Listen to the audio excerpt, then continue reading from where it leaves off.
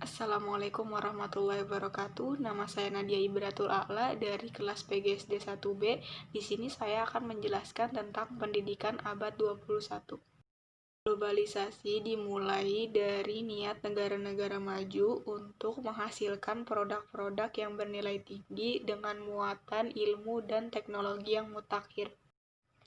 Ciri-ciri masyarakat pada era globalisasi dapat dinilai dari hasil penelitian oleh pakar di bidangnya. Lahirnya dunia baru yang telah ditopang oleh kemajuan ilmu pengetahuan dan teknologi dapat menyatukan seluruh umat manusia.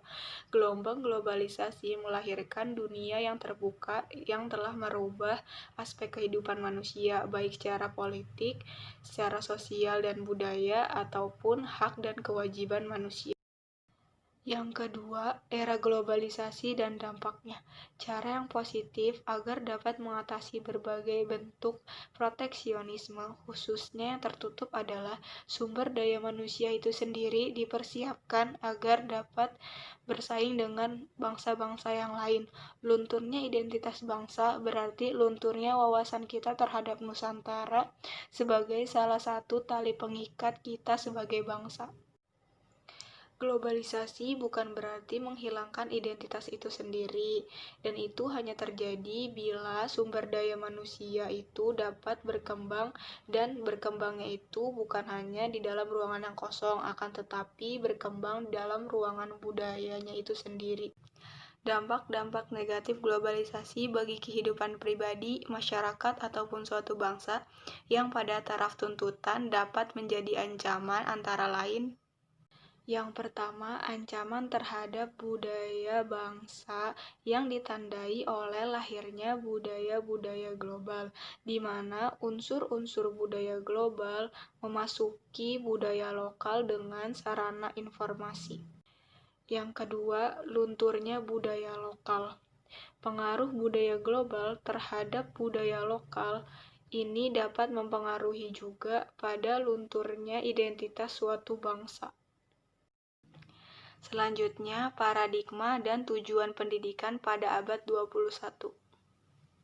Percepatan peningkatan pengetahuan didukung oleh media dan teknologi digital yang disebut Information Superhighway.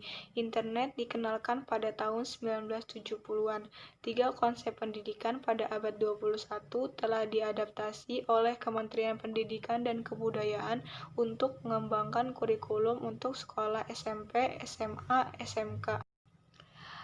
Konsep pertama pendidikan abad 21 meliputi yang pertama, life and career skills, yang kedua, learning and innovation skills, dan yang ketiga, information, media, and technology skills.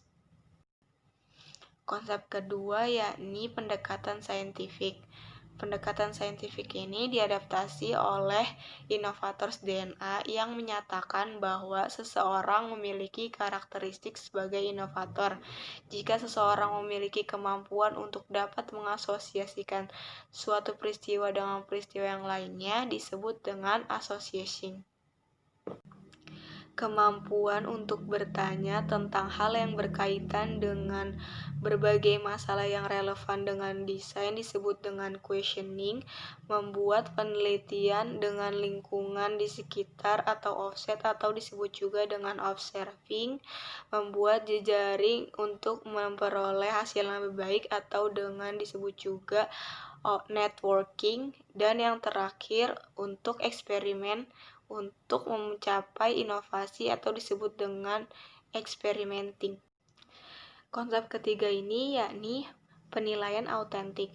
Penilaian autentik ini merupakan salah satu elemen perubahan yang ada pada kurikulum 2013 ini adalah penilaian autentik. Penilaian autentik ini digunakan pada pembelajaran pendekatan saintifik. Penilaian autentik adalah pengukuran yang bermakna secara signifikan atas hasil belajar anak didik untuk ranah pengetahuan, sikap, dan keterampilan. Selanjutnya, Teknik penilaian autentik. Teknik ini digunakan dengan cara pengukuran langsung keterampilan siswa yang berhubungan dengan jangka panjang pendidikan, seperti kesuksesan di tempat kerja, penilaian atas tugas-tugas yang memerlukan keterlibatan yang luas, serta kinerja yang kompleks. 4 pilar pendidikan.